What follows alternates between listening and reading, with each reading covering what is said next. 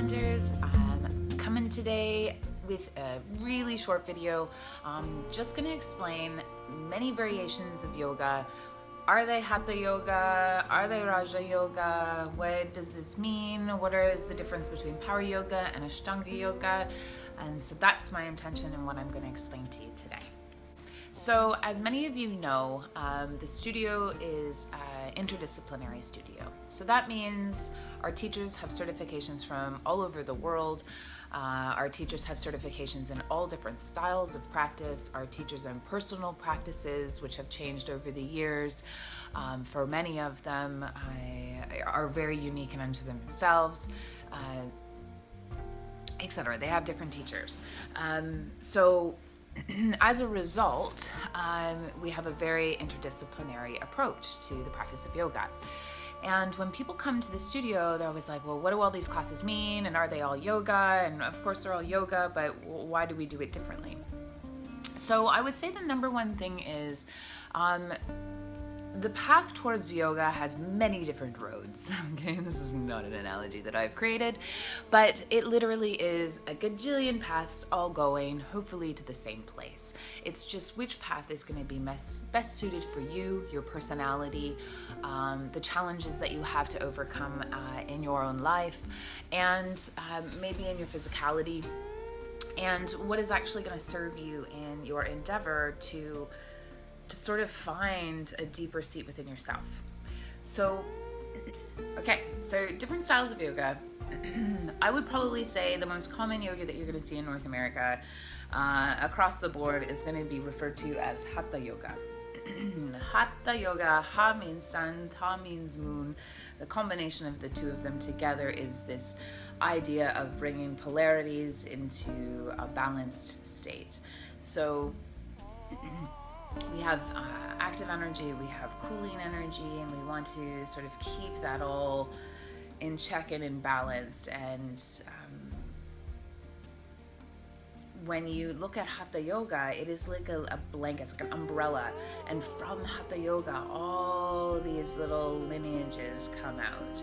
So some of them are a bit more traditional than others. There are lots of mainstream sort of yogas popping up. I saw a book at Chapters the other day called Doga. And I'll give you a guess what Doga is. It's 3 dogs. So there's all sorts of crazy mainstream yogas.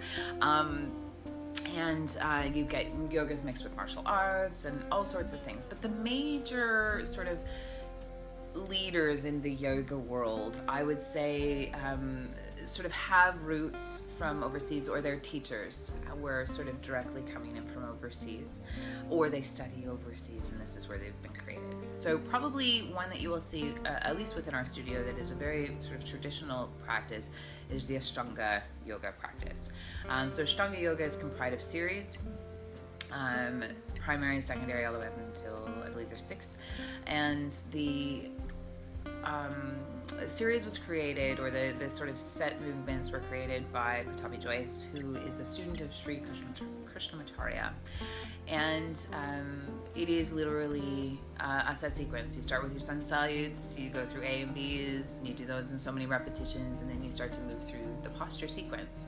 And at certain points, you know, your breath is the same throughout the whole thing. So an Ashtanga yoga teacher from the beginning to the end of primary series should probably be able to tell you how many breaths they've taken, because it's that meticulous. So 5 breaths here, flow, you know, etc.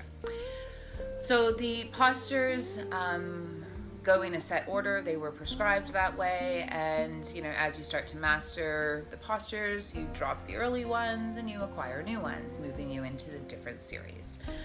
So that would be Ashtanga Vinyasa Yoga, or Ashtanga Yoga. From Ashtanga Yoga, because it is a very regimented practice, and there are some people who felt that waiting until the second series to start to introduce some more of these movements may not be quite so necessary. So what derived from that is a practice called Power Yoga.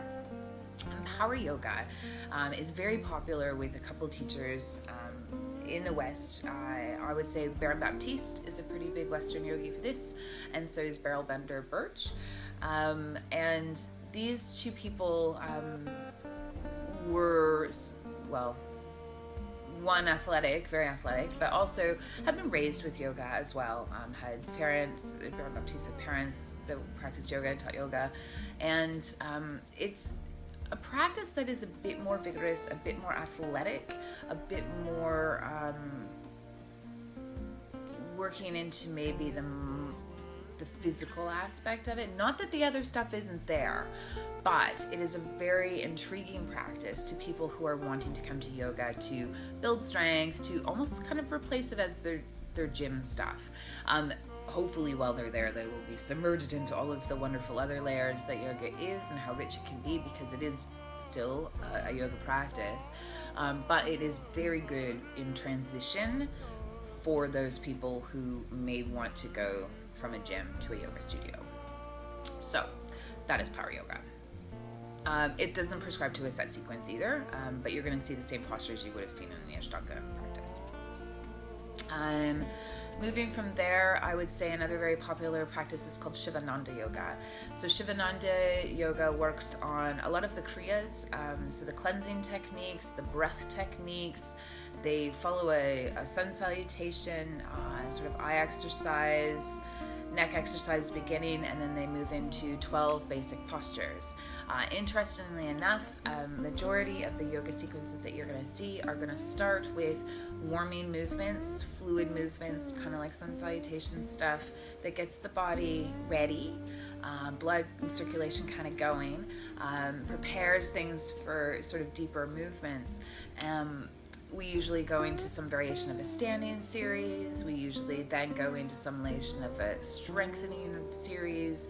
We're then going to go into some variation of a sort of a twisting series. And then we're going to go into a little bit more of an introspective series, and then inverting. Ashtanga Yoga turns out right upside down and begins with headstand. Shivananda Yoga begins with headstand. So it isn't always the first posture you're going to do when you're new to the practice. You're going to work on core stuff, developing strength for that. But they work through the postures from the crown chakra to the feet. Their last posture is triangle pose. So it's a really interesting sequence, and it kind of really brings, the one thing I really love about it is these pauses that they do as they move through the chakra system down. So they're really targeting those 7 centers, and each sort of time we are ready to transition into the new energy center, there's a pause and there's a mini shavasana. And it's a really great way to start to introduce people into slowing down, but also into tuning a little bit more subtly to the energy system, and how the direct postures done in set sequences can start to influence the movement of prana. Another one that I would say is quite popular is a style of yoga called Jivamukti Yoga. So I've had the pleasure of practicing with Sharon, Gannon, and David Life. If you take a look at the video that I put on our Facebook page the other day, Sharon Gannon talks in that actually. Excuse me. Jivamukti Yoga was created by the two of them who were artists. They owned a cafe in New York City, and very alternative lifestyles, very much activism involved heavily, especially into animal rights. So in a Jivamukti yoga practice, you are going to see usually some variation of a harmonium. That is always in there. Chanting is always in there. Their big mantra, Loka Samasta Sukhino Bhavantu. Okay, this is from the Yoga Sutras. And this is something you hear all the time in their yoga practice. May all beings be free, and may we contribute to their level of freedom and happiness. They have usually some really cool mixes of music, and usually at some point in a class you're going to feel really empowered to create change in your life and in your community. So they're really big on bringing community activism into your practice, to being a supporter and a person that can make change, not only inside but also outside. So you're going to hear a lot of vegetarianism stuff in this practice, veganism for sure. You're going to hear a lot of stuff about animal rights. You're going to hear a lot of stuff about ahimsa, which is going to really help you understand the importance of nonviolence and how your actions impact our world. So they're also very cool and fun yoga practice. You end up doing things almost like you're like, whoa, how did I get here? And I didn't even realize that I was there because I was just way into it. At least that's how it happens for me.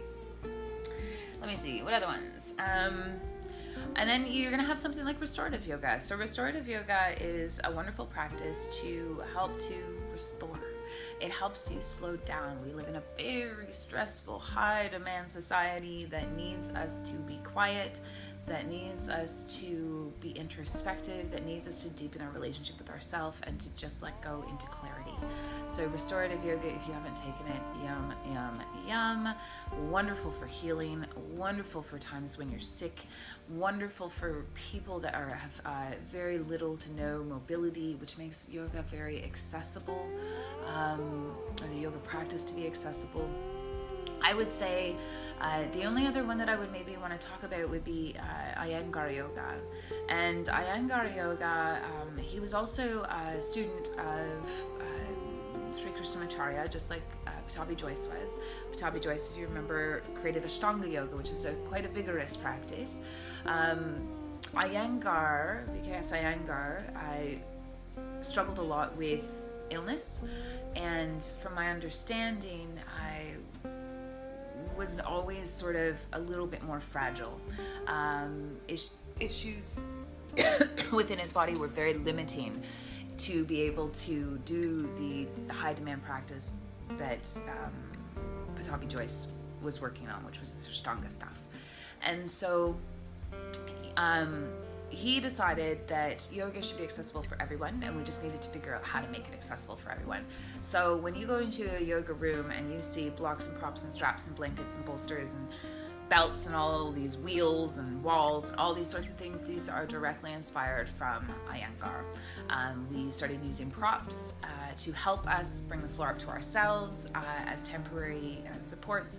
He's very alignment based. In an Iyengar practice, if you took the Samatva, very Iyengar concept, because we could be in postures, we could work in triangle for 20 minutes in an Iyengar practice. It's that specific in alignment. And from Iyengar Yoga, you see another style that was very popular, Anusara Yoga. And Anusara Yoga is sort of derived from that alignment concept as well, but maybe less on, it's a bit more of organic energy and dynamic energy and muscular energy, and how you loop and rotate your bones to open and naturally engage your bandhas or your energy locks. So that's it. A few different styles of yoga. Why do you take them? Different reasons. Eventually you're going to figure out your niche. For me, it's a nice blend. Yin yoga, we've talked about that before. So yin yoga by Paul Greeley and Bernie Clark have been really popularizing yin yoga, which is more of the yoga of the denser sort of tissues in the body.